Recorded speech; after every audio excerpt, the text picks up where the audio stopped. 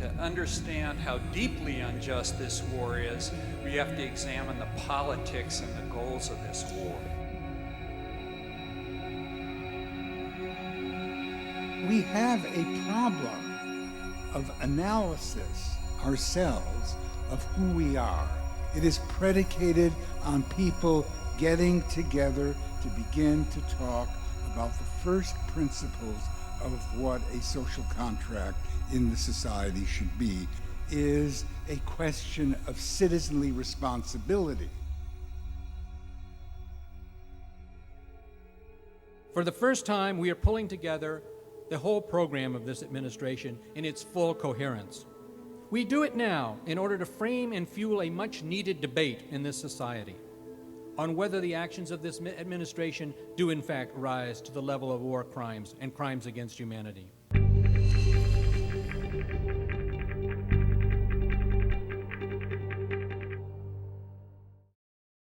The importance of this commission is that it's an American commission. This is an American tribunal indicting Americans. May I suggest that this commission focus on its American capabilities? That is so important. Washington only listens to Americans. The rest of us do not count. UN does not count. International law does not count. They listen to you.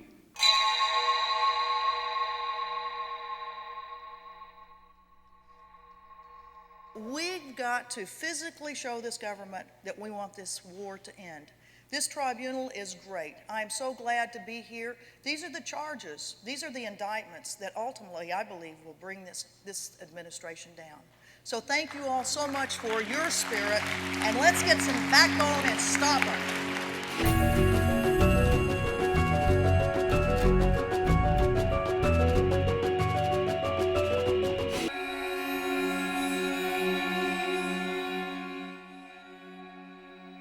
There has been an unbelievable failure to investigate and an incredible cover-up. And every single investigation that has come through the Department of the Army has focused in an incredibly narrow either set of circumstances on an incredibly narrow segment of the Army or the military intelligence, has never looked at the CIA.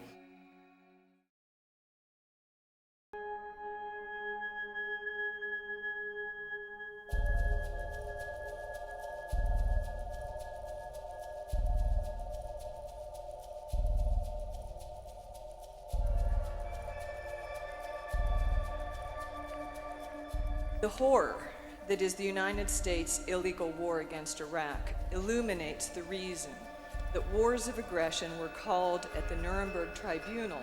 The Nuremberg judgment famously held, and I quote, that to initiate a war of aggression is not only an international crime, it is the supreme international crime, differing only from other war crimes in that it contains within itself the accumulated evil of the whole.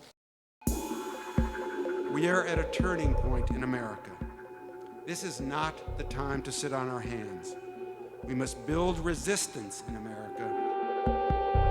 This war is a continuation of 80 years of imperialist domination of the Middle East and Iraq in particular, a war to extend and deepen U.S. global power in new ways for decades to come.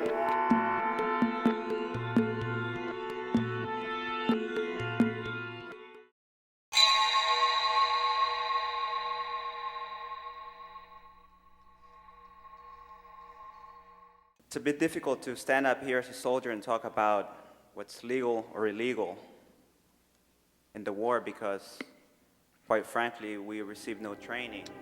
The first mission that we had in Iraq was in a place called Al-Assad.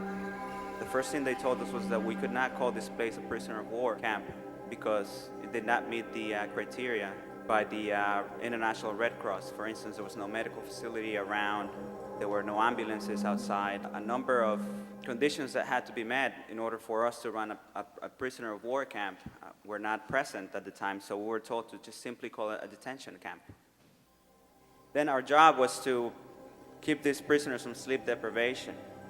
And when we were receiving the training, we saw that there was this soldier who was yelling at the detainees And they said, well, if you yell at them enough, you know, they're kind of like dogs.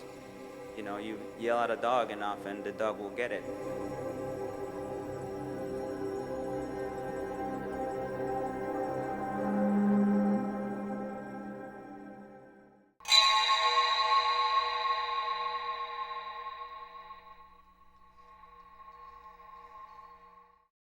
The Bush administration has reinstated the gag rule policy, which restricts foreign organizations that receive U.S. funds from using their own funds to provide legal abortion services or even provide accurate medical counseling or referrals regarding abortion.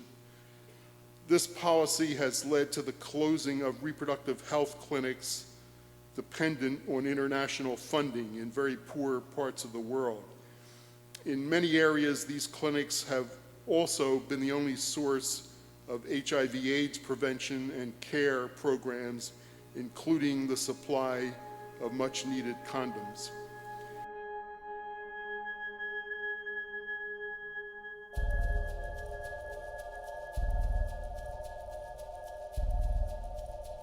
Global warming is here, and it's not just here, but it's intensifying. It's getting worse.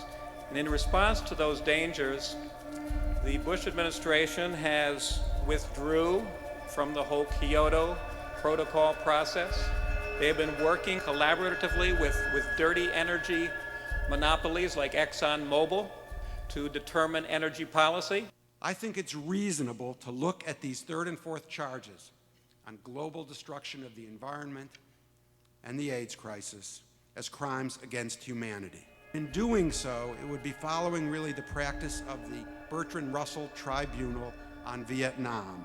The people should be able to have different criteria in judging the inhuman actions of great powers.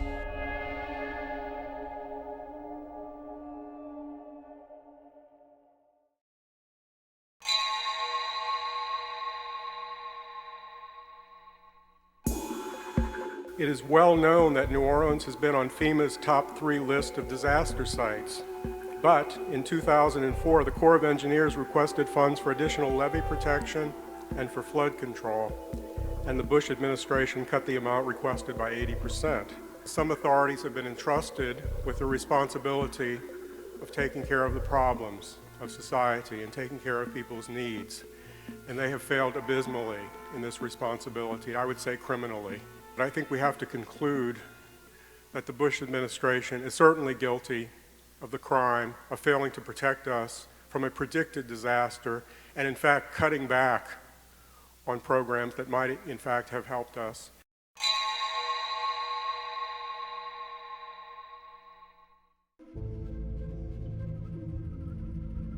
There was 94 people that volunteered to drive the school buses down to New Orleans. And we got the go-ahead, we could do this. The mechanics volunteered, the tire trucks volunteered. The military came over and they said to us, look, you're not going to be carrying any people. You're to turn around and to go back to Houston, Texas. Some of the bus drivers had to carry the soldiers around to different parts of the city. You know, and it was criminal. And, you know, like, I think, like, you know, as far as like this whole tribunal here and like really trying to get the evidence together to indict the Bush regime, in my opinion, you know, it's guilty on every single count. Were the authorities in the area, did they have trucks and helicopters? Did you see any of them, and did any of them offer you any rescue or emergency supplies?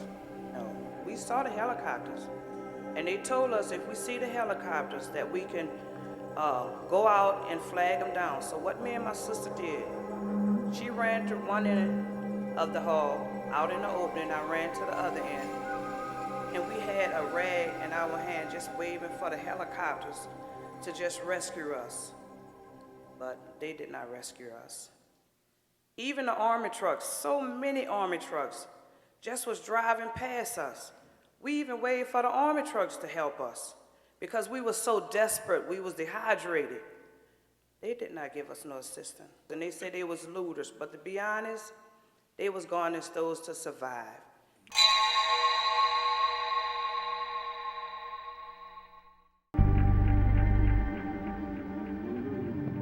state did not, they wouldn't offer no service unless you was willing to leave. What they are looking at, because their estimate is that 30% of the African American voters will not return to New Orleans.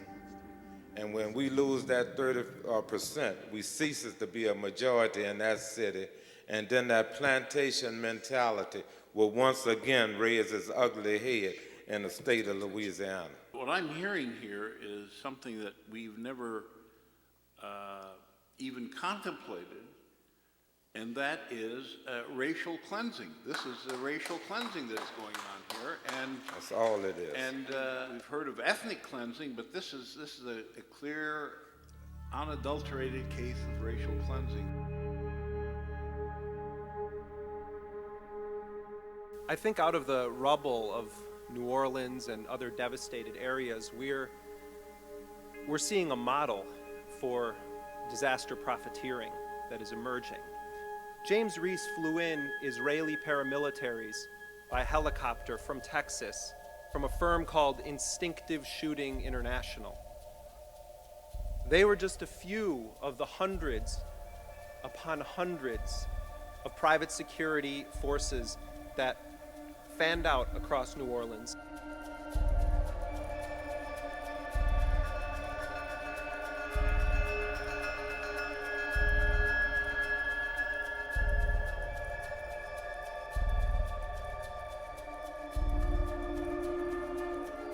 The military dominance has gone along with an immorality, which now, in these last years especially, has reached the point of crime that is easily identifiable as crimes, crimes against humanity.